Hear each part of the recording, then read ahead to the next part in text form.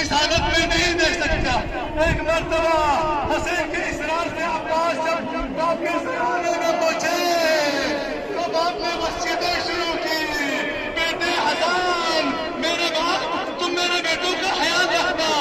ہر بیٹے کا ہاتھ حسن کے ہاتھوں میں دیا، لیکن زینب کا ہاتھ ابوالفضل عباس کے ہاتھ میں دیا۔ کہا تم سہارا بننا زینب کا۔ ہائے کربلا سے جب علی کی بیٹی حسین شام کی طرف جا رہی ہے تو فلاد کی طرف رک کر کے کیا کہہ رہی ہے؟ عباس، آپ نے میرا ہاتھ میرے ہاتھ میں دیا تھا، میں تو امانت تھی باپ کی۔ عباس، مجھے آج سوار کرنے والا کوئی نہیں ہے۔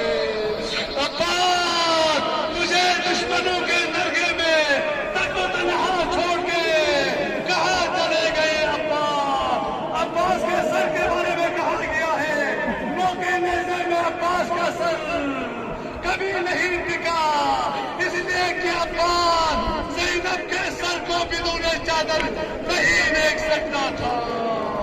قالوا ان للہ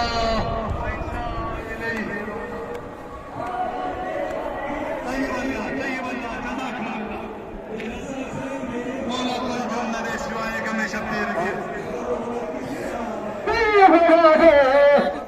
کٹے ہاتھوں سے یا باغ ہوا اس میری توفیق بنا دے۔